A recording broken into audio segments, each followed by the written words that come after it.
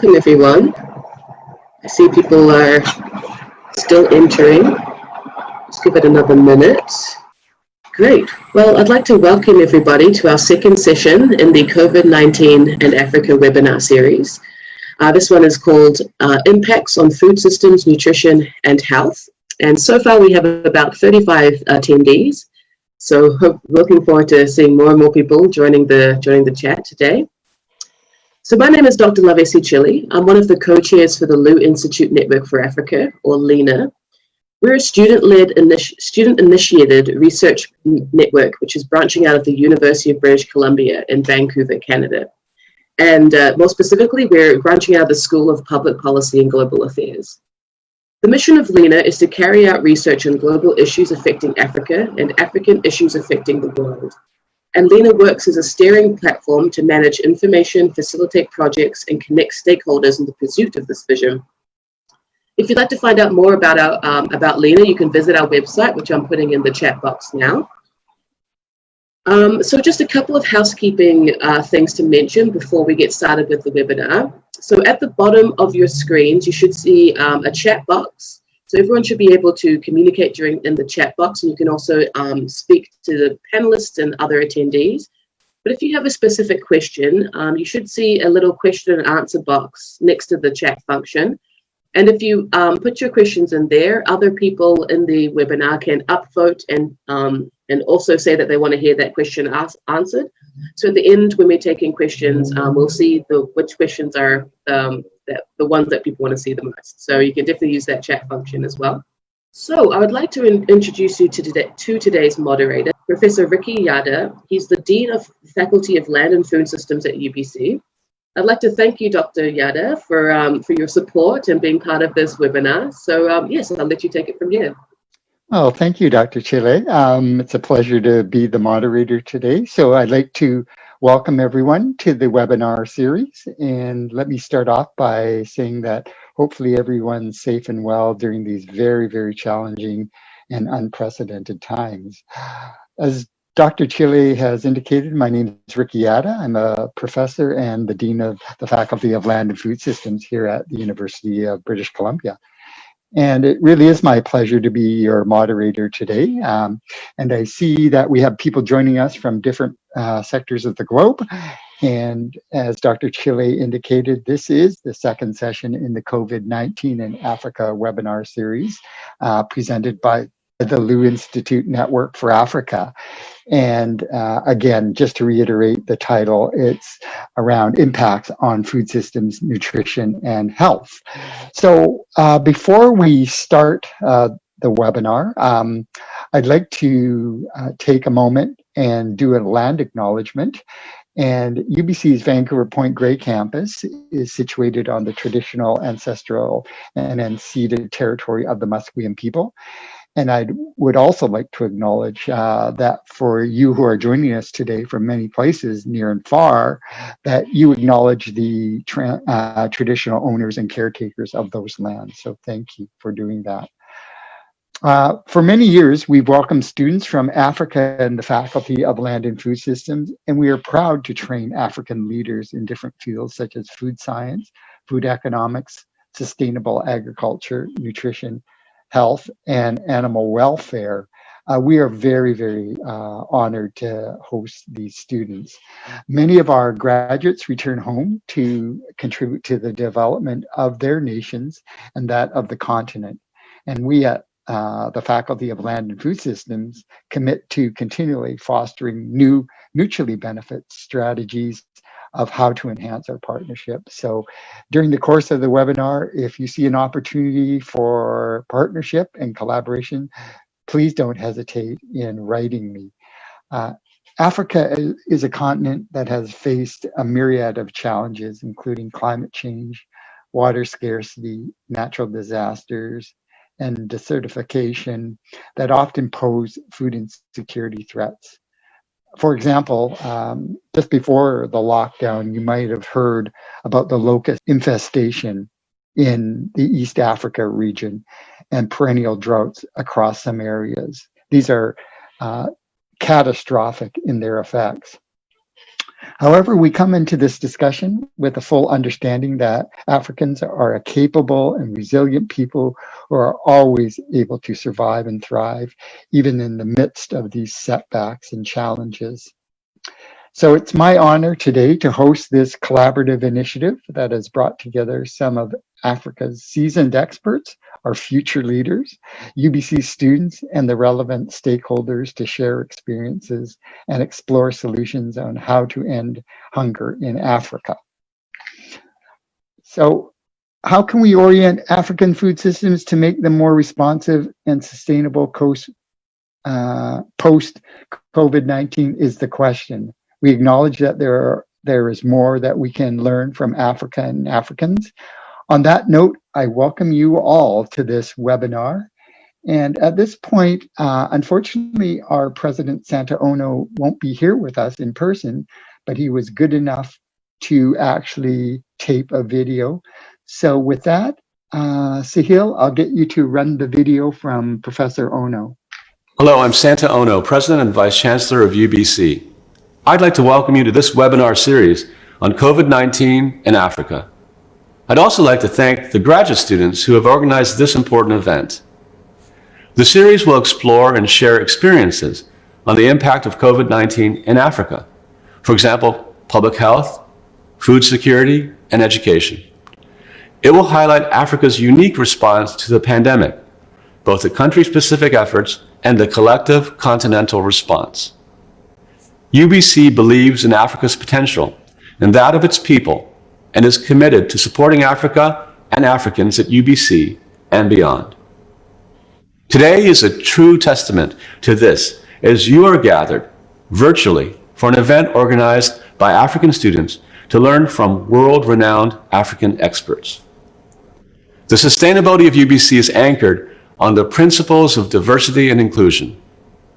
We, therefore, recognize and acknowledge the significance of the unique stories and experiences of the African people in education and global development. Universities can play an important role in providing solutions to problems such as the COVID-19 pandemic, which is why today's webinar is so important. Such global problems can only be solved by global cooperation, with researchers and others around the world collaborating across disciplines and across national borders. I wish you all the best in this webinar series. Thank you, Professor Ono. And again, it's my pleasure to be your moderator for today. We have a list of well-known and renowned experts in the area, so it gives me great pleasure. Just as a bit of a housekeeping note, for the speakers, we're tight on time, so I'm going to switch off my image of my video, and at around 9 minutes, I'll reappear, and that will give you 1 minute to wrap up, and we'll try to stay on time, and at the end, we'll have a question and answer. And Dr. Chile, I know we didn't talk about this, but maybe I'll get you to help me as we see the questions come up on the chat line to see those questions that many of the audience would like to have answered. Hopefully we'll get through them all. And if not, I'm hoping that the speakers will be good enough to be able to answer them post our webinar. So with that, it gives me great pleasure to introduce our first speaker, Professor Amos Lar. Professor Lar is an associate professor at the School of Public Health of the University of Ghana in West Africa. And Professor Lar has academic training in nutrition, public health, and bioethics. Currently, his research focuses on two distinct yet related areas of public health: bioethics, including research ethics, ethics and public health, and health and human rights, and public health nutrition, which includes food environment and nutrition-related non-communicable diseases. He is an active researcher, having served as principal or co-investigator of over 20 successful research grants at the University of Ghana. So with that, Professor Lar, I'll turn it over to you, and I'll turn off my image. Thank you very much, Professor Yada, for your very kind introduction. I would like to begin by showing my appreciation to the UBC School of Public Policy and Global Affairs and the Liu Institute Network for Africa for the opportunity to contribute to these important discourse on the subject of COVID-19, food systems, nutrition, and health in Africa. My presentation would focus on the potential and actual impact of COVID-19 on food environment. As noted by Dean Yoda, we have for 7 months now and counting been living in subnormal era precipitated by COVID-19 pandemic. Both the pandemic and its countermeasures have caused disruptions to all aspects of our lives. All sectors have been affected, be it agriculture, nutrition, education, social protection, and even the economy. And so the combined consequences of these on our food system, of which the food environment is a part, are real.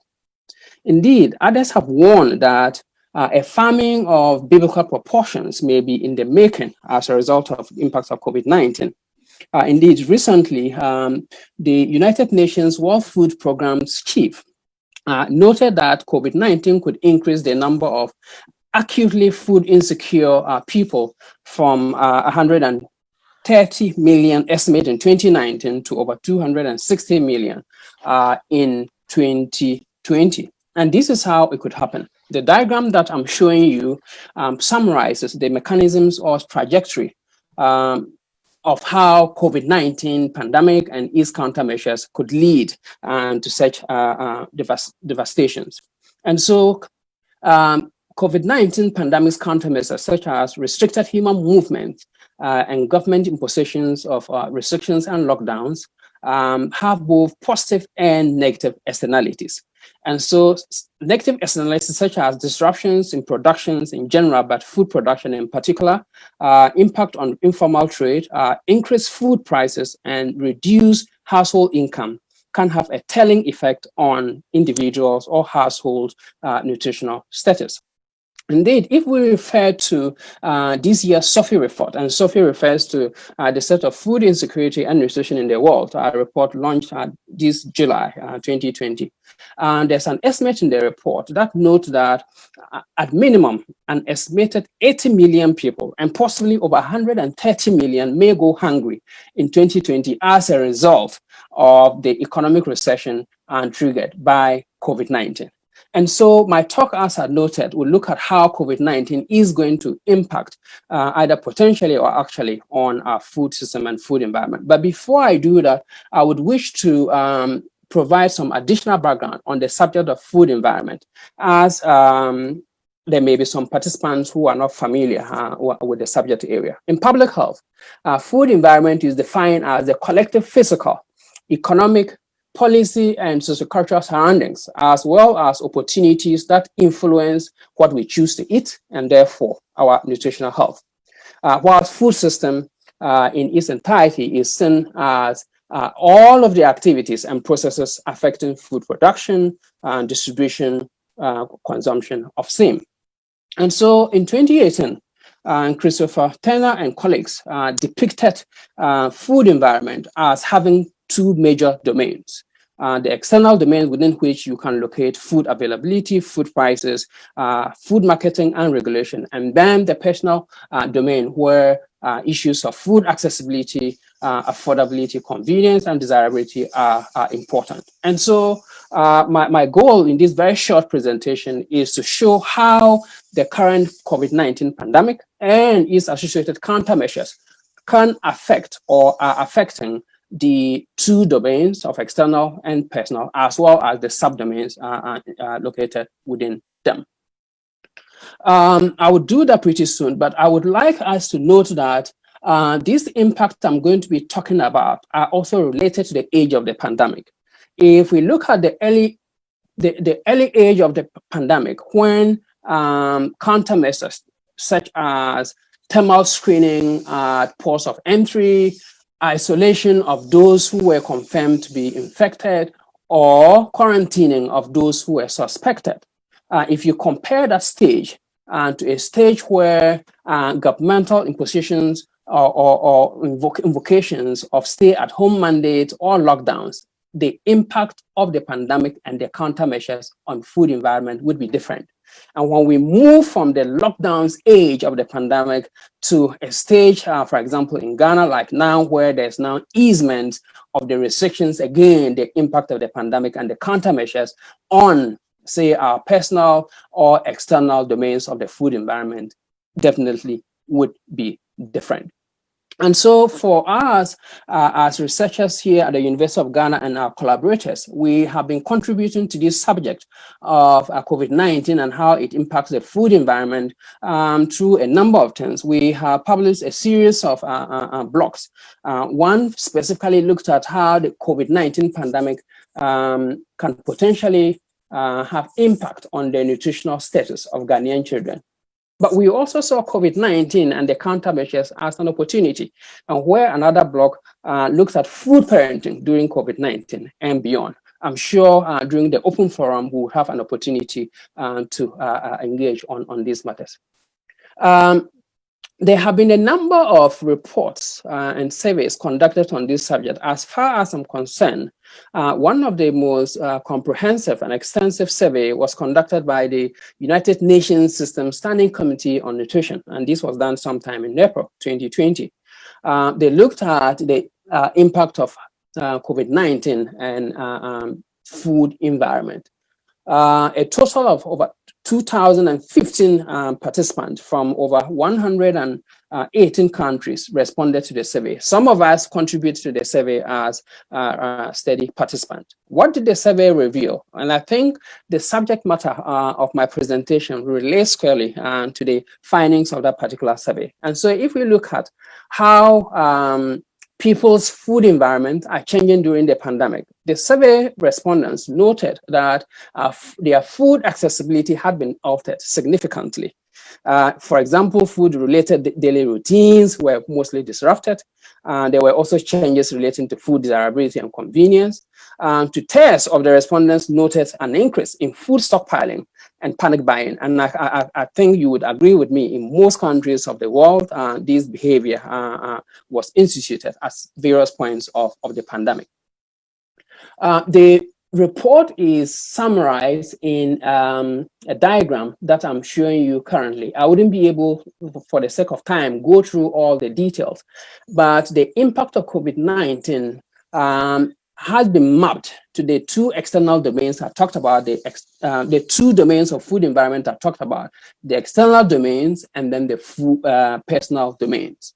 Again, I'm sure we'll have an opportunity to talk about this in detail during the open forum. But if you look at food affordability, for example, as some members of our communities were impacted by some of the countermeasures, such as lockdowns, if you were not working and not earning, your ability to purchase food was reduced, and so affordability was affected. Food prices, some were intentionally high because of fears that at a point in time they wouldn't have produce to sell. And so those are some of the global impact of COVID-19 on our food environment. And so irrespective of the setting, if you look at the impact of COVID-19 on the food environment, they are the same. But these impacts can also at the same time be different, depending on the setting. And so disruptions across the food system and sectors are the same everywhere. But then their resultant impact on the individuals are then certain specific. And so in settings where weak governance structures or dysfunctionalities are a problem, then the severity of the impact on the food environment and the individuals within the environment are severe compared to where systems exist and the structures are working. And so to end, I would give just an anecdote from Ghana. So in Ghana, we attempted a lockdown and had to abort it within 3 weeks. To some members in the community, they saw lockdown as an invocation of the principle of He who does not work must not eat, especially for hawkers whose daily bread is linked to their daily work. And so lockdowns means they are not able to work and therefore they are not able to eat. At the point, the government instituted certain social protection measures to take care of their needs. Of course, I don't think there has been enough, not only in Ghana, but all countries of the world to meet the needs of citizenry as far as COVID-19 resources are concerned. And so this conversation between a hawker and a journalist just summarizes what I have presented. When asked why lockdown rules or restrictions are being violated by them, they said it is not easy. We do not have any food to eat, and that is why we come out. I have not eaten the whole day, he said, pulling up his shirt to show the reporter his flattened stomach. And those who are interested in this story can get it from the link I have provided. And so COVID-19 not only has it shown us that it has impact on the food environment, indeed, it also has taught us some other things. Some of us, when we saw hawkers and others violating the lockdown rules, we felt they just were illiterate. Their health literacy was low, their risk perception was low, and therefore they needed to be studied to be helped. We were wrong. Indeed, the report between the journalist and the hawker did make some of us to revise our notes on this subject. And so we felt that if you have brain-bearing human beings ignoring a solution that is meant to help them, it is not because they are illiterate, but they may have a good reason. And so they would need to be studied and to be given the support that they need. And so thank you for this opportunity to share this. I'm sure I will have an opportunity to engage the participants during the open forum on some of the specifics relating to what I presented. So thank you. Thank you, Professor Lair. You know, the importance of nutrition is something that I talked about yesterday. There's a program on our public broadcaster, the Canadian Broadcasting System, and last weekend they had an emergency doctor talking about the importance of nutrition as we entered into COVID and still are into COVID. And it also was related to accessibility of healthy food choices. So thank you very much, Professor Lair. I'm sure we're going to come back and talk about many of those issues that you hit upon in your talk. So thank you. So our next speaker is Professor Maria Nyepi, is a professor of human nutrition in the Department of Family and Consumer Studies at the University of Botswana. Professor Nyepi has worked extensively in the area of maternal and child nutrition. I think you're getting a sense here of what our first two speakers are focused in on.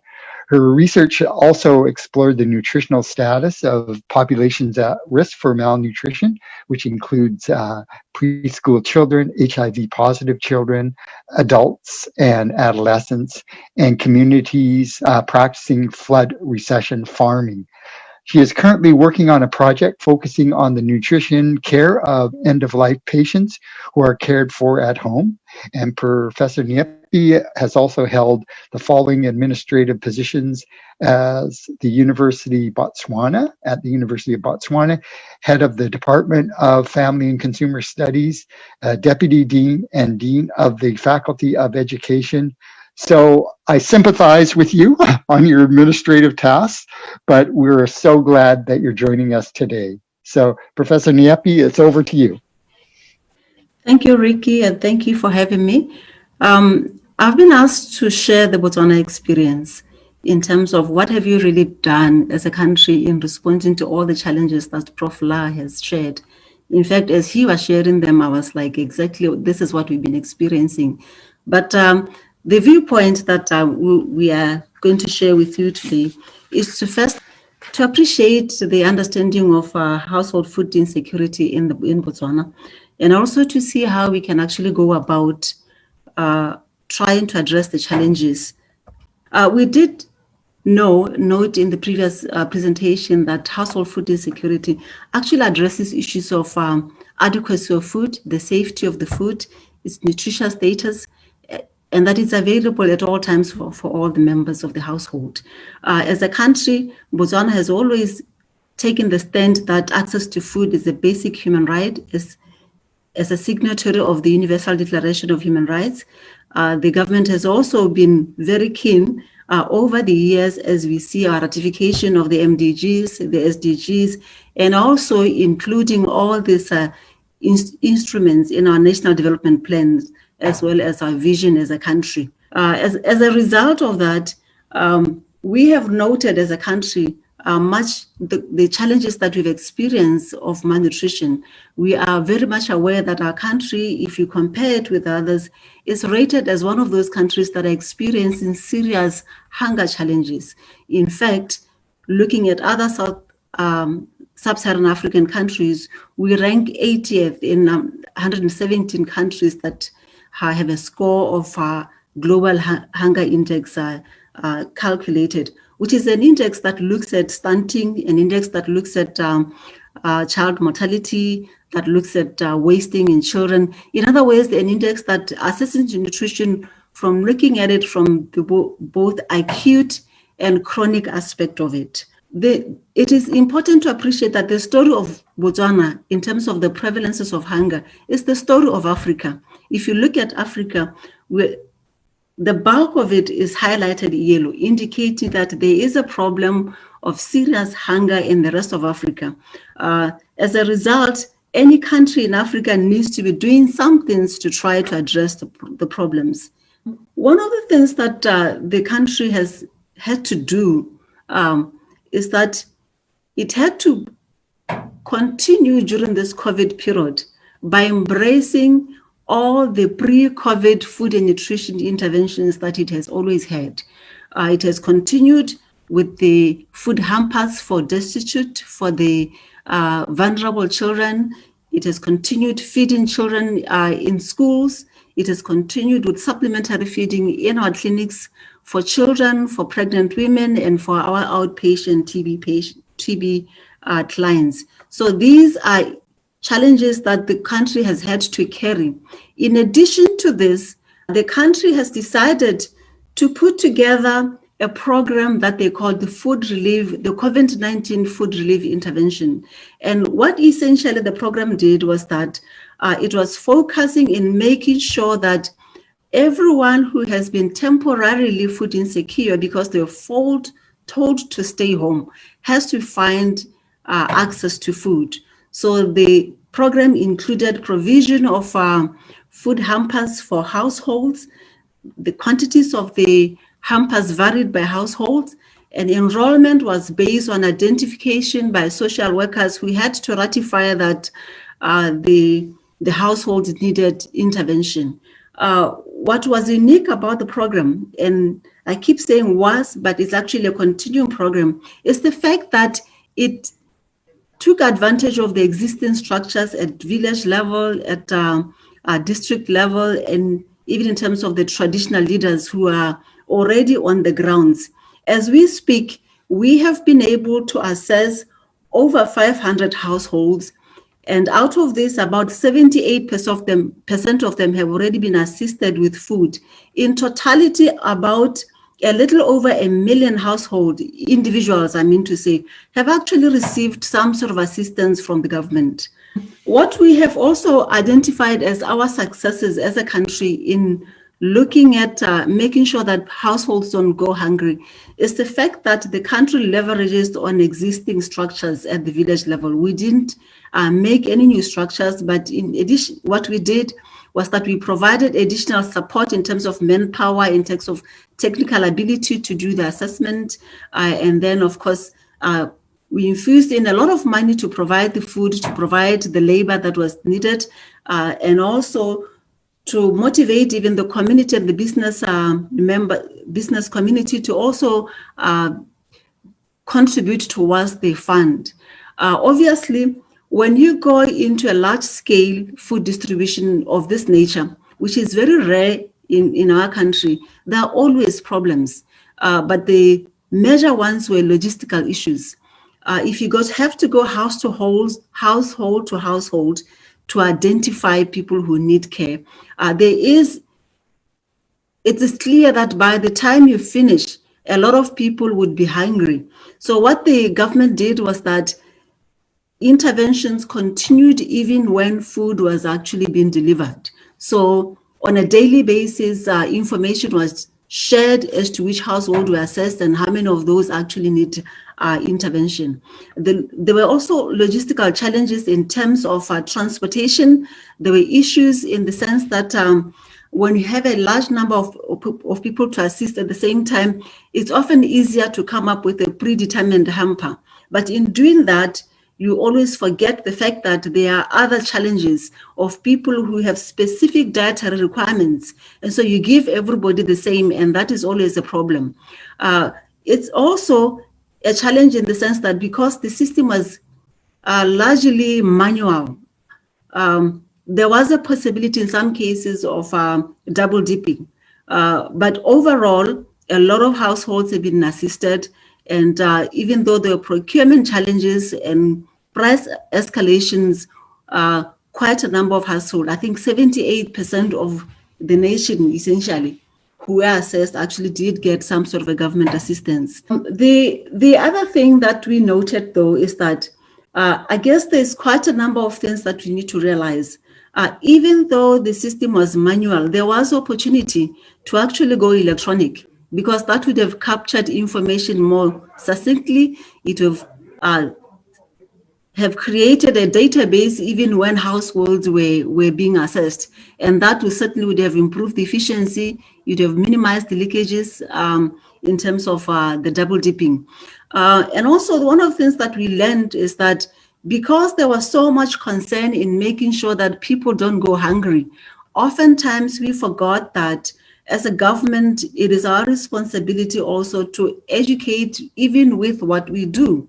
So when you offer households a package of food, there is an understanding that it comes from the government. And there's an assumption that therefore this food is healthy, is balanced. But that was not always the case, largely because of the nature of the operation. So there is therefore a need in the future to always couple food distribution with nutrition education, because governments inherently, unfortunately, sometimes set standards.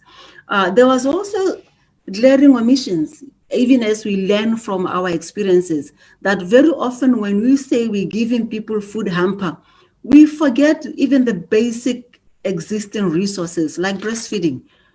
Nutrition education on what households were doing on themselves, we didn't, take advantage of that and keep promoting them, and yet they were there already. And I think the other thing was that there was also the tendency for government to actually receive donations. And when you receive donations, we need to be mindful that the donations do not necessarily go against the regulations that exist, such as regulations on the marketing of breast milk substitute. So these are the key things that going forward as a country, we need to look forward in correcting. And also to ensure that we strengthen the engagement between the food relief program as well as the other organs that drive nutrition interventions in the country. So if we were to start afresh, I think these are the key components that were sort of left behind that we think need to take front stage, coupling nutrition with food distribution, making sure that we leverage on easy or low-hanging fruits like breastfeeding, because the community already do that, and obviously making sure that we set examples by the supplements or the support that we provide. At this point, I just want to thank the Government Food Relief Program for the work they've done, and also to acknowledge the FAO as well as Global Concern for the slides that I used in the presentation. Thank you. Thank you, Dr. Nyepi, for that important study that you did and for identifying some of the low-hanging fruits. Sometimes we think the simple question needs to have complex answers, but I think what you've identified is there are sometimes simple solutions, simple solutions. So thank you so much. Let me go on to our next speaker. Our next speaker is Professor Kovic, Namakulo Kovic. Professor Kovic is a senior research coordinator at the International Food Policy Research Institute, known as IFPRI, based in Addis Ababa, Ethiopia. Her work with IFPRI focuses on agriculture for nutrition and health, A4NH, and includes engaging with African Union and Ethiopian government efforts that seek to address food security and nutrition from a food systems perspective. The work straddles the interface of policy, dynamics of agriculture and food systems, and related interventions, and how research could inform the intended impact on nutrition and health outcomes for low middle income countries, with special focus on Africa. She has experience working in several African countries. So with that, Dr. Kovic. Okay, thank you very much. So I am based in Ethiopia, and essentially what I'm going to do is look at what the current situation is in terms of the situation with COVID, and then look at the challenges that have been faced. First, this is where we are currently as of today. More than 15,000 cases and more than 250 deaths, as well as over 6,600 recoveries. Now, for a population of just over approximately 110 million, there's quite a number of challenges that have been faced. So Ethiopia's first case was reported on the 13th of March, and already on the 14th of March, the government put forward a state of emergency to try and limit the spread of the virus. A number of measures were taken.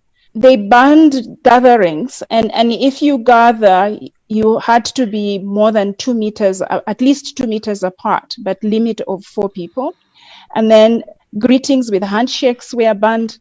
In terms of public transport, the passenger loads were reduced to 50% in public vehicles, but for trains, it was further reduced to 25%. Now, essentially, Ethiopia really was avoiding to have your standard lockdown, and they indicated that the situation in the country was such that this would not be tenable. So they looked at ways of limiting the spread without necessarily instituting a lockdown. Other measures taken to limit the economic impact on households was that landlords were not allowed to increase rents, employers were not allowed to terminate employment during the pandemic. And then other things like sporting events and children not being allowed to work in playgrounds like that. And more recently, mask wearing is mandatory in all public places. And I think one of the big things for Ethiopia is the fact that to a large extent, the spread of the virus has not been as quick as had been expected in the beginning, but you can see from these graphs that from May onwards, the increases have been much faster. And then the death cases on the right there, you can see also some increases there. But the numbers are nothing compared to what South Africa, for example, is experiencing. Now, there's a number of challenges in terms of the food system. And on this slide, what I want to show is the challenges with respect to the multiple drivers of the food systems. Starting in the right hand top, in the left hand on the top, there is limited production of nutrient-dense food, and this has always been the case. Ethiopia has done very well in increasing staple production, but nutrient-dense food have remained limited. Then what we find is that there's been very little in terms of development of value chains for nutrient-dense foods that require cold value chains, as well as the food processing has been limited primarily to staples, cereals, and cereal-based products. So very little processing of fruits and vegetables, animal-derived foods. And then in terms of the retail environment, we are seeing development of more supermarket type purchasing of foods and the problems that come with that in terms of highly processed foods becoming more and more available. And on the center there, diet quality has been relatively poor, with dietary diversity scores below 2 out of 10 possible scores. Consumer choice environment is not well understood, and there are people that are working on that. And the food environment, as Professor La had indicated, there has remained relatively limited in terms of choices that consumers actually have. Now, the government actually has a very rich policy environment, and they've got different strategies trying to address the different facets of these challenges. For example, one big one is that there's a nutrition-sensitive agriculture strategy that is trying to address the issue of increasing availability of nutrient-dense food towards working on improving diet quality broadly across the country, including rural settings. Now, in terms of nutrition, Ethiopia has multiple forms of nutrition. Stunting has been high over the years, but as you can see on the left there, stunting prevalence had been gradually going down. The fear now is whether that trend can continue given the pandemic effect on food systems. The prevalence of adult overweight has been increasing, especially in women. So there is a problem there, and micronutrient deficiencies are very pervasive.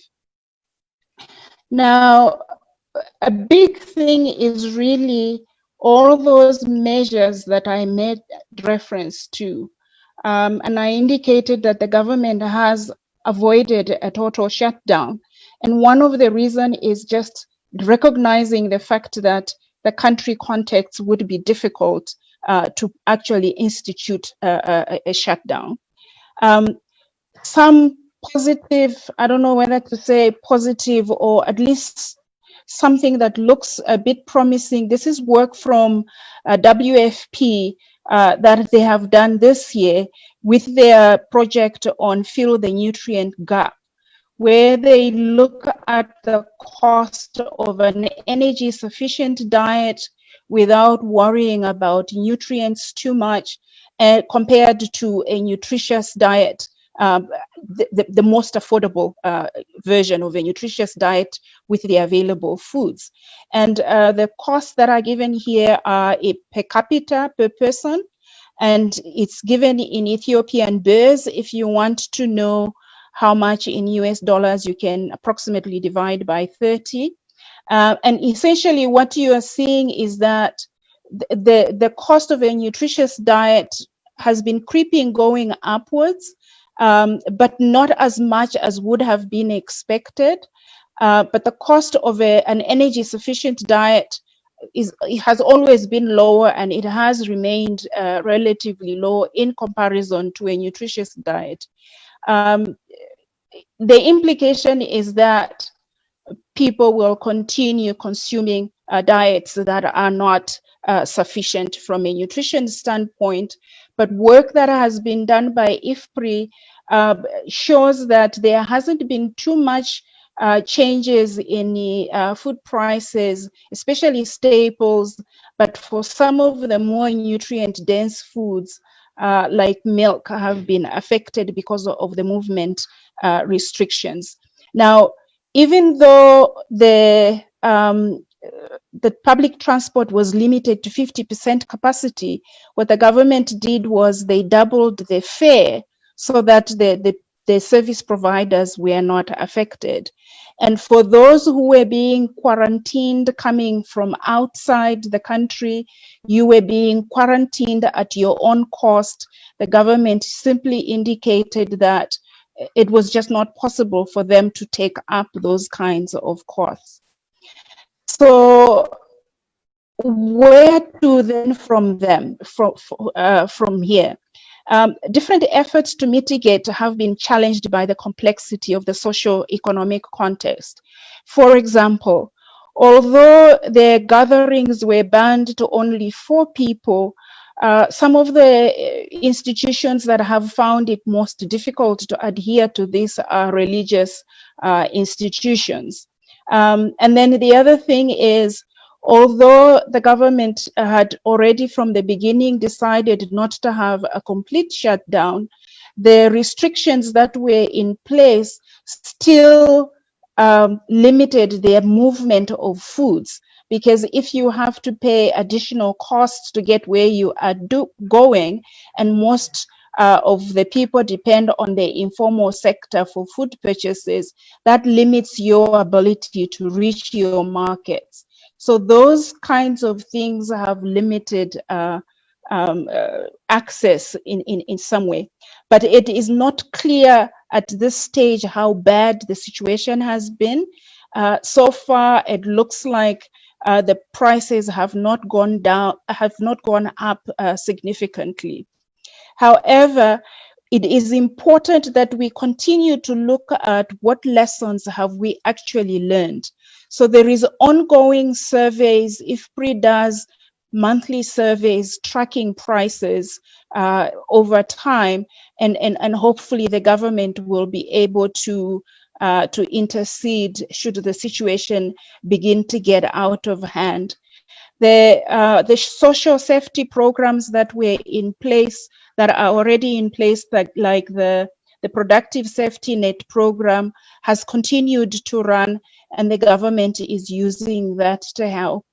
There has been quite an amount of coordination amongst the multiple government sectors, working together with the development partners in the country to actually mount a coordinated response.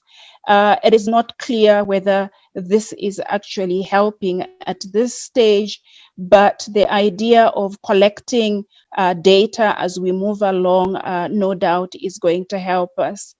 And then the other thing that I want to bring across is the importance of documenting real-time experiences so that decisions can be adjusted as time goes by. So the big lesson, I think, from Ethiopia is the fact that the country avoided a total shutdown and tried to do things in such a way that it would still be possible for people to earn a living, for people to continue their lives, but within a restricted perspective. Thank you. Thank you, Dr. Kovic. I think one of the things that you highlighted was lessons learned. I think what we found with COVID-19 is how unprepared we were and what we don't have in place. And hopefully from your type of study, we're learning what to do with the next challenge, whether that be the next pandemic or whatever it can be. So thank you for that. And how complex it is with the socioeconomic, policy, religious aspects all involved in coming up with some strategies. So thank you so much for that. Our last speaker for this morning's webinar is Dr. Ada Freeman, who is the African Regional Program Leader at the Food and Agriculture Organization, FAO, which provides management and leadership for strategic planning, formulation, execution, monitoring, and reporting for the Food and Agriculture Organization in Africa. He also supports the FAO Assistant Director General, Regional Representative, in collaboration with FAO representatives in engaging member governments in formulating and implementing the organization's work in response to regional priorities within the context of FAO's strategic outcomes. Dr. Freeman has worked extensively in research and senior management positions in 4 international agricultural research centers within the consultative group for the international agriculture research. So with that, Dr. Freeman, last but not least, over to you. Thank you very much, Dr. Yada, and thanks so much to UBC, right? UBC for this invitation. Yeah, and I think Dr. Yada, you mentioned something about the traditional owners of the land, and I'd like to acknowledge that as well as all the participants in this webinar. And thank you so much. I don't have a PowerPoint presentation, but I think it's great. I don't have it because I would have repeated everything that the speakers before me mentioned. So I think it's good that I can actually just try to walk through what they've talked and try to be as complimentary as I can, but then also add another dimension, which I think is also an important issue to bring into this conversation. I think I would start off by the talking about what not repeating what Professor La started talking about.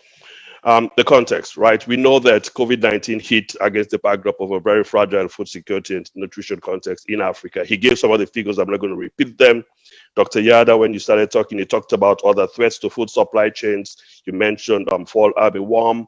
There's you mentioned desert locusts. There's fall armyworm. There's back-to-back droughts. So all of these are actually aggravating the impact of COVID-19. As a matter of fact, together with some other organizations and the African Union, we just did an analysis, a new hotspot analysis, which identified about 15 countries in Africa that are high risk of severe deterioration in food security and nutrition. And what we'll see is that the existing fragility situation is being amplified. There are countries which were never fragile before, but as a result of COVID-19, they become the new fragile countries. We are seeing other countries that have come out of fragility, but because of COVID-19, they're getting back into fragility. Countries like Liberia and Sierra Leone fall into that category. And then you have some countries that are existing fragile countries, things are getting worse. So I think that is the context within which we would like to look at this thing. In fact, like I said, I'll refer to some of the comments and questions that have come up in the chat room. And some of my colleagues have mentioned this. I won't repeat in terms of availability. There are two things I wanted to highlight, or three things actually. Farm production was not impacted that much because a lot of what happened with COVID-19 happened after the planting season and the harvest season. So really, in terms of actual farm production, we didn't see the impact that we saw when we had Ebola. But there was a lot of other activities that happened off farm. And I think a colleague was asking about what happened in terms of migrant labor and things like that. So we saw huge impacts off farm, particularly with relates to post-harvest management, crops being left in the field, the transactions cost of moving crops to markets, which affected perishable commodities a lot. Logistics bottlenecks were big problems, and I think that was a major factor in reducing availability of nutritious food to some of these outlets. I think Dr. La talked about a lot of the issues relating to affordability and food prices and others. I will not go into that because I think those have been mentioned. I just wanted to mention one point. If we look at what happened in most Africa, particularly in African cities, a lot of the food that is produced and sold really is sold by street vendors, and most of these are women. And what happened was that when we had the lockdown and the social distance in many of these countries, a lot of households, particularly low-income households, they didn't get access to those sources of food. And so food producers and particularly food suppliers in urban areas had a really impacted. And most of these are SMEs. So somebody was asking about food safety. That definitely food safety was compromised, and we've seen those impacts in many African countries. Dr. La talked about the loss of household income and how that affected household expenditures.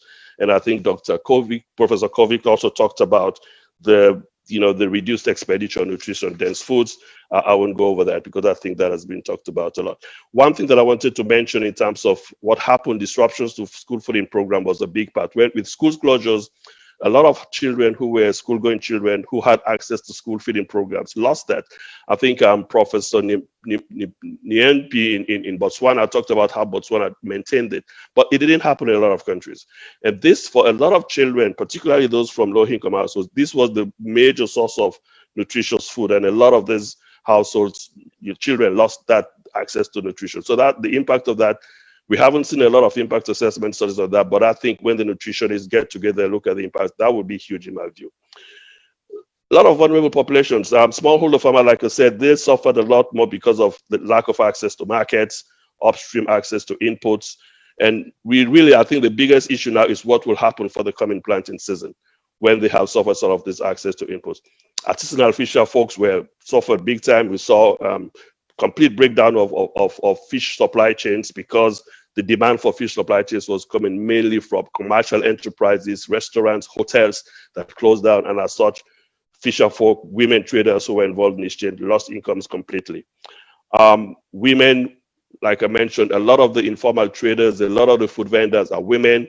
A lot of the sectors that had the impacts where the impacts were greatest, for example, in hospitality, in services, in trade, informal trade, are dominated by women. So they lost out in major ways. I talked about how children lost out. Migrant workers, somebody asked about migrant workers. Well, with the closure of borders, and I think the person was asking about between Ghana and Burkina Faso, that was a major loss of income for migrant workers because either they couldn't get back to where they came from or they couldn't come into the country, and that was a big impact. So these were some of the vulnerable populations. I want to spend the last couple of minutes to talk about a particular issue which I think is important. It's about African youth. And because what we have seen is that it's not all lost. What we've also seen is that during this crisis, African youth, which of course are 77% of the population, they have, like I said, a lot of them had negative impacts in terms of being vulnerable because of lack of access to resources, markets, etc. But we have seen African youth, they have actually risen up to the challenge. We saw, for example, I think it was Paul Roma, Nobel Prize winning economist, who said a crisis is a terrible thing to waste. And what we saw when COVID-19 hit was that Africa was in the midst of a digital transformation. But there were gaps in some major sectors. But we saw that when COVID-19 struck, right, we saw that a lot of opportunities were created for youth along supply chains in the healthcare sector. And youth, African youth, were really in the forefront of delivering services, of creating new business models, of developing the apps that allowed transactions to take place in supply chains, that allowed services to be delivered, etc. So that is something that I'd like to share with you because that should not be lost in terms of some of the opportunities. As a matter of fact, FAO hosted a recent webinar, and we had some very fascinating stories, and I'll just share three with you. For example, the board chair of AfriLabs, a young lady, told us about the ideas, the wide range of ideas, digital solutions and platforms that are available to transform agri-food systems in Africa that are also applicable to other sectors like water and healthcare and things like that.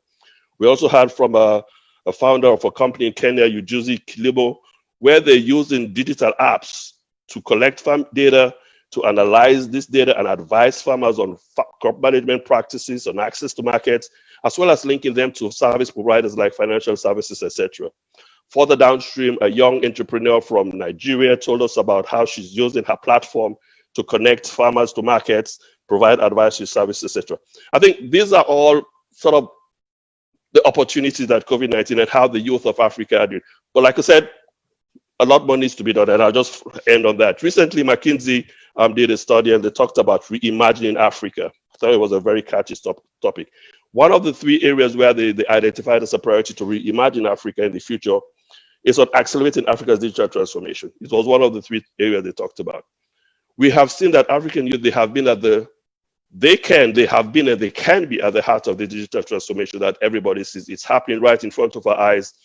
But really, we need to be able to do more. And I'd just like to offer 4 areas where I think we can do more to support the youth of Africa to sort of really unleash this digital transformation that COVID-19 has really catalyzed in a sense, and really try to put the youthful population in Africa in the center of the recovery and the resilience agenda. So the first area that, of course, is an area where I think we all agree on, it's about to look at the enabling environment, the policy and the regulatory environment. This is an economy-wide issue, and so it's not just about youth, but that provides the enabling environment, including the digital infrastructure to support digital adoption. Second key area that we need to look at is talent. We really need to invest in talent. I'm talking to universities, so I don't need to convince you about this, but really there's a need for a much more focused attempt to scale up investments in the skills that are necessary for the recovery and the post-COVID. We need to build invest in digital skills to equip this country so that they can be able to develop the jobs and the businesses that are necessary for this current context. And this also includes looking at the educational system so that the population can be equipped for a knowledge economy. And yesterday there was a very interesting program, and Rwanda was talking about their move to the knowledge economy and how they invest making this. I think another area is to look at the financing solutions, including blended finance options, so we can address getting access to risk management, technical resources. I think also we need to be able to look at opportunities for matchmaking so that we can pair entrepreneurs with government and private sector and others who provide the opportunities for them. And I think there are a lot of opportunities for doing so, where I think working together, all of us can be able to really unleash this talent and utilize this crisis as an opportunity for recovery and growth in Africa. I'll stop there. Thank you so much. Thank you, Dr. Freeman, for your wonderful talk and your focus on the youth. I'm not sure, Dr. Freeman, if you're familiar with a report that came from the Royal Bank of Canada. It's entitled Farmer 4.0, in which the premise of that report is how we are going to redefine agriculture. And agriculture has been redefined in that report as including digital technology and the mechanization of agriculture to make it attractive to our youth. And I think in many of our jurisdictions, wherever we are in the world, there is some stereotyping of what people think of farming, of tractors and pitchforks. And we're trying to change that up. So thank you so much. I think just to add to that, on your point, I think one of the participants in the webinar said that digitalization is making farming cool again. Yeah, exactly. Exactly. Attractive for the youth. So that was a really great point. But thanks. Yeah. I would love to get that report, by the way. Okay, Dr. Freeman, I'll send it to you. Okay, great. Well, I see that we have probably about 20 minutes left in the webinar. And what I'd like to do is there are some questions that came up on the chat line. I'll try to address those ones. And although they're specifically addressed to certain individuals, if others want to chime in, please do. And so let me start off with the question, Dr. Lair, the first question was to you. I'd like to know about the effect of the COVID-19 at the foodstuff production level, i.e. the impact on farm and farmers in their production activities as a result of the lockdown and border closures that has restricted mobility of farm hands that migrate to work on farms in Ghana, migrants from neighboring countries. And it was something that was talked about by Dr. Freeman in his talk. So over to you, Dr. Lair, on that one. Thank you, Professor Yada, and thanks to the participants for their contribution. I think I wouldn't like to belabor the point. Dr. Freeman eloquently elaborated on how such lockdowns could have an impact on agri productivity. And so, for example, in Ghana, the lockdown wasn't nationwide. And so a few cities were affected. And these cities usually are not the farm base of the country.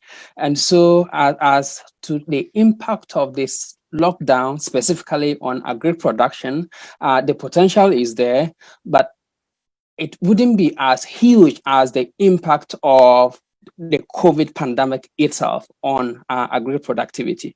And so if we have to look at the impact of the pandemic on agri productivity, productivity is linked to availability of resources, not only just farm hands, but also the resources that the owners of farms are requiring to be able to be productive. And so overall, the pandemic would have an important impact on productivity. As to the specific impact of the lockdown and agri productivity is not going to be severe, in my view, given the focus or jurisdiction or setting of the lockdown in Ghana. May I come in? Oh, sure. Yeah, Professor Nyapi. Yeah. Yes, please. I think to a large extent is also the timing of the lockdown relative to the harvesting activities in Botswana. And the challenges that we saw was that quite a lot of farmers were supposed to be in their fields at the time harvesting, but of course they couldn't. And then the permit system was very difficult to get at the beginning. So there was a bit of a challenge there. However, one possible mitigation was that the government then also procured from local farmers some of the food for the food hampers. So that sort of minimized the losses at that point. But had they not done that, I think we would have seen a major challenge. Thank you. Oh, thank you, Professor Niepi. Dr. Friedman, any further comment on that one? Yeah, I just wanted to add, and I think the point that Professor Niepi just made sort of just demonstrates the diversity that you see in Africa, in which the planting and harvesting season is varied, right? There's no one size fits all. And I think she's in Botswana in Southern Africa is very different from what you see in West Africa or in Eastern Africa or South. And as a matter of fact, I was talking to another colleague today, and what Professor Niepi described in Botswana was exactly the same thing in Southern Sudan, where they were just about getting into the harvest season when COVID-19. And I think the lesson from that for all of us is we need to think in terms of context. We cannot be generalizing this, there's implications or solutions. They have to be context specific. That for me is the lesson. And I think generalization is very terrible when you're talking about a continent like Africa, which is so diverse and so huge and diverse, both in terms of and complex to add to that. I'll just add that as an aside. Thank you. Thank you, Dr. Freeman. Let me move on to a question. If I can add something to that. For Ethiopia, the measures that were taken were not supposed to affect essential items coming through land borders. However, because there was a backlog, I think, that was created, what they found is going into the growing season, movement of fertilizer seems to have been limited. And so because the country is now into the main production season, it's not clear yet what effect this will actually have. Thank you, and over. Thank you, Dr. Namakula. We have a question for you, actually. So I want to know whether schools are in session in Ethiopia. And if they are not, I want to know the nutritional effect on school-going children, as their lifestyle would have been more sedentary, hence issues of obesity may set in. So thank you, was the question. So Dr. Kovic, do you want to take that one on? And we'll ask you maybe to, oh, there you are. Okay. Yes, I will take it.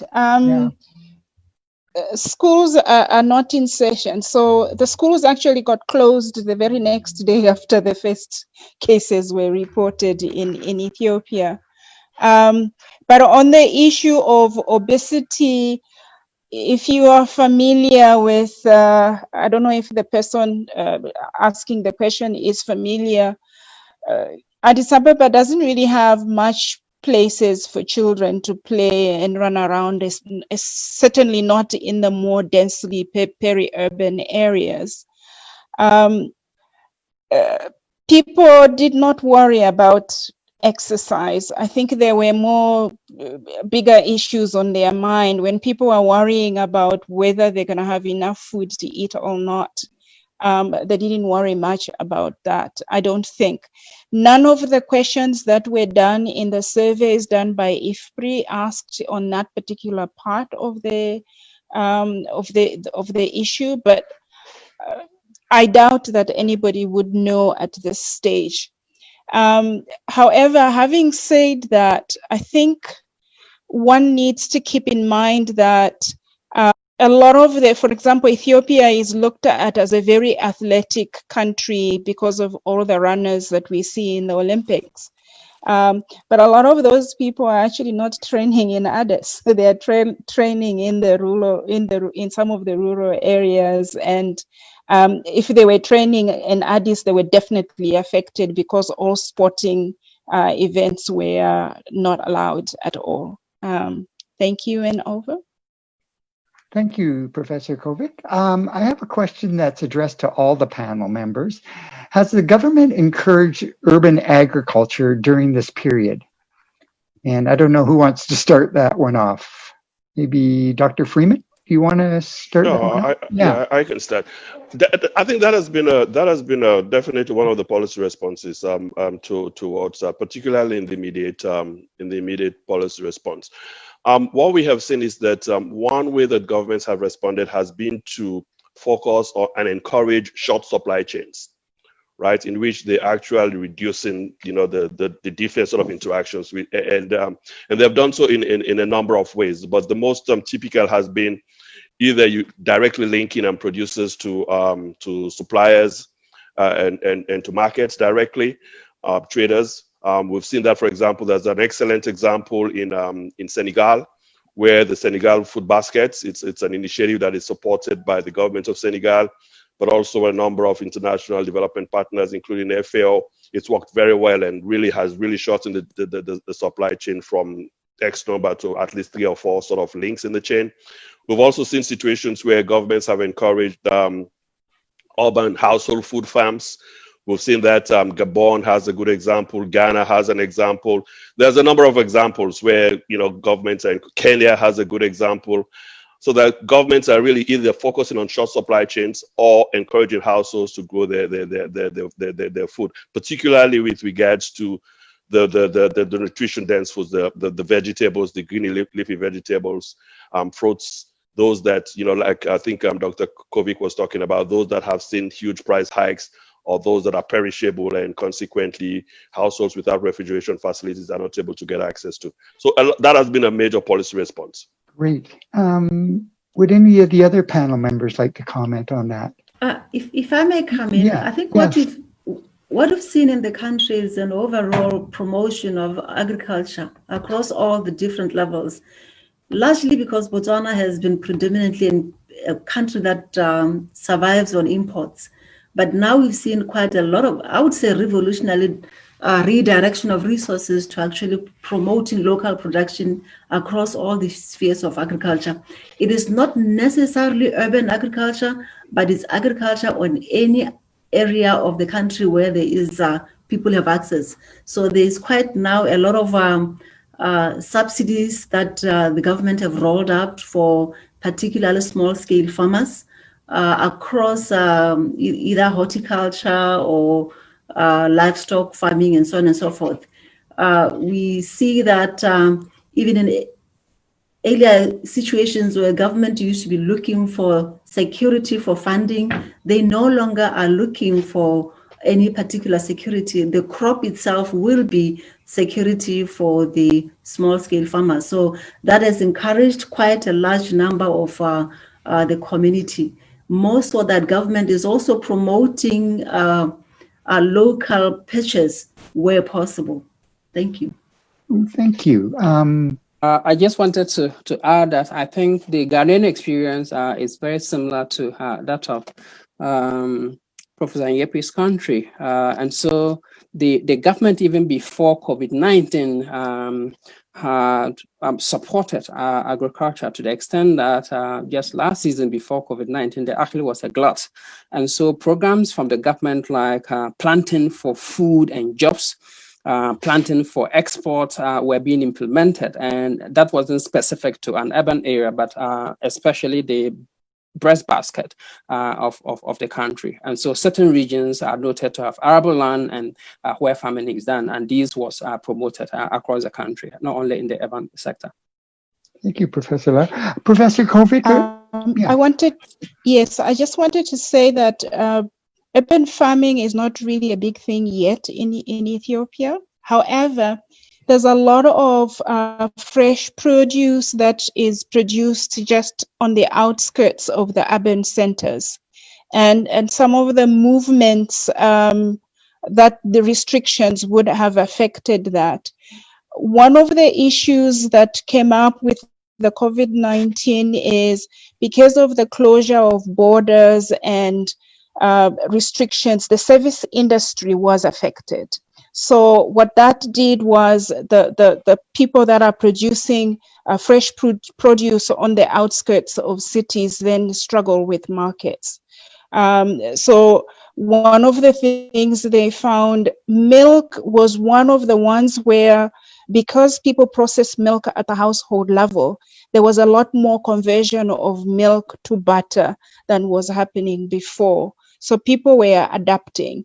But I think people who had, and this is not from research, people who had gardens like a household who have enough space for that, they continued with that because it seemed like a survival strategy, not knowing what was going to happen to the food supply sector. Thank you. Thank you. We have a couple more questions, but what I think I'd like to do is maybe we'll pose the next questions, and then I'd like the panelists maybe for the last few minutes to make some closing remarks.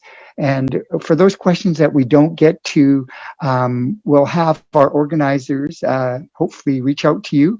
We'll get those answers from you, and then we can post them. So I'm going to go to a food safety question. And the question is, what impact has COVID-19 had on food safety, especially those who are involved in the making of food products?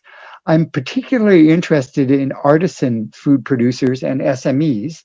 And then the last part of the question is, has there been more foodborne illness due to COVID-19 and reduction in food safety? So again, I'm not sure, Professor Lar, do you want to take that one on to start off with? If you. Thank you. It's an important question. Unfortunately, due to data poverty, I'm unable to provide concrete response as to whether or not COVID-19 and its response has resulted in a negative impact on food safety. Indeed, for the project that I'm representing, the Meals for NCD project is also particularly interested in this. Unfortunately, we do not have data yet to be able to tell whether the pandemic has impacted food safety or not. Okay, well, thanks, Professor Lar. Would any of the other panel members want to make a comment? Okay, well, maybe what I can do then, there is one question that I would like to pose to the panel members. My question is that since we're talking on the food systems, do you think the current COVID-19 situation will have an effect on the achievement of the SDGs, especially zero hunger? I think the extent to which the COVID-19 pandemic will affect achievement of SDG targets depends on how we respond. The positive thing, if one could say that about COVID-19, is that it has exposed the gaps that we have in our food systems are so glaringly open now that we can't pretend to have missed them. And therefore, it could be used as an opportunity to rally and actually rethink our food systems in such a way that we might even accelerate progress if we manage to transform sufficiently. So really, the answer is I don't know, but it has exposed our gaps so glaringly that hopefully the researchers, including the person asking the question, will all think of how can we actually do better for the future. Thank you. Over.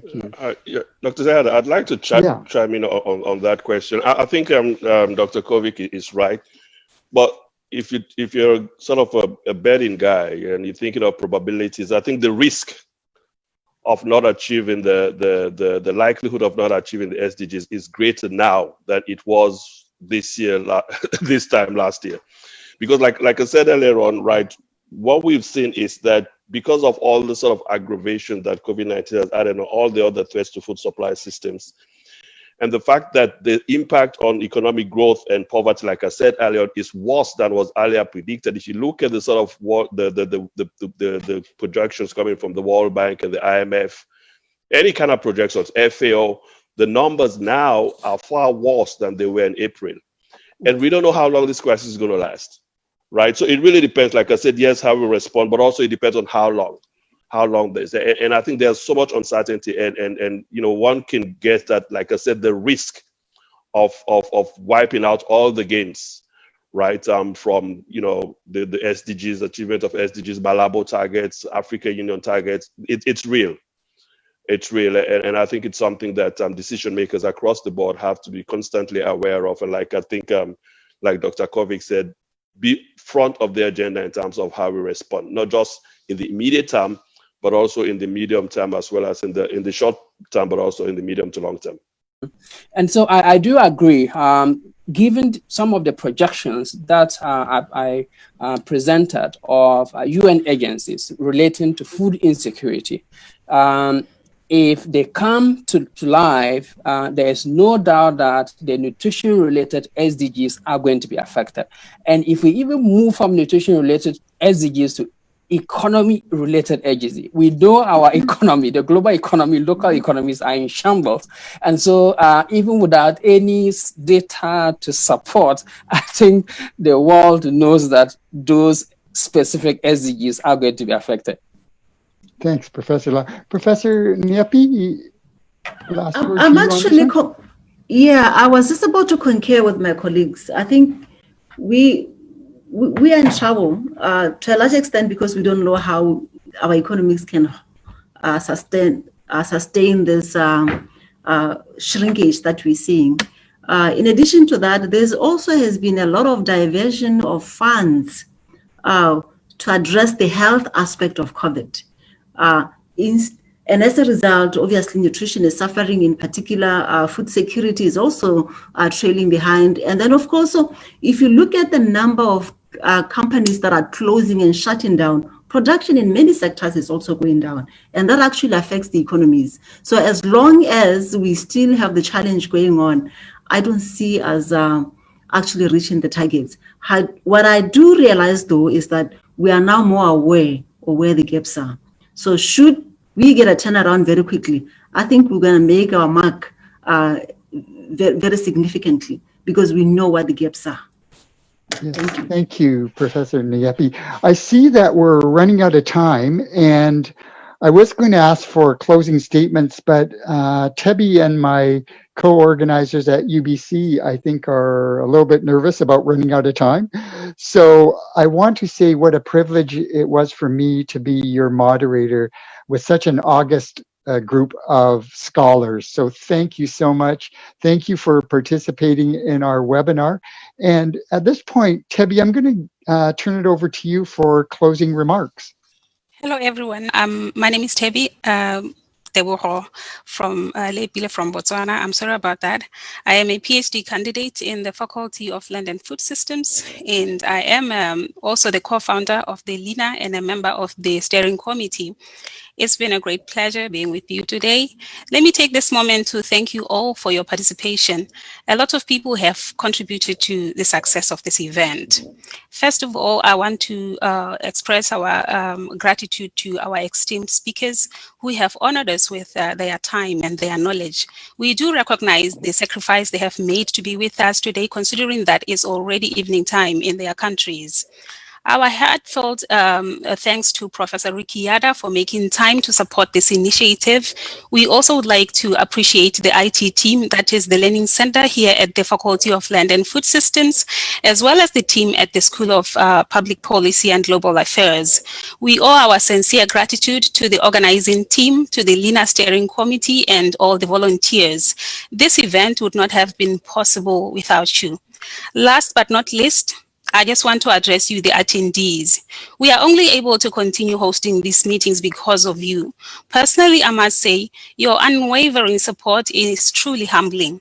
Indeed, we are because of you. In the first session, there were slightly about 200 participants. And today, I think it's safe to say that we had about 100. And as I speak right now, I can see that 77 people are still on. We will be back again in mid-August to explore the impacts of COVID-19 on education in the continent. Please join us again. Stay well and keep safe. Thank you. Thank you, Tebi. And thank you again to everyone. Take Thank you care very and be much. safe. Thank you.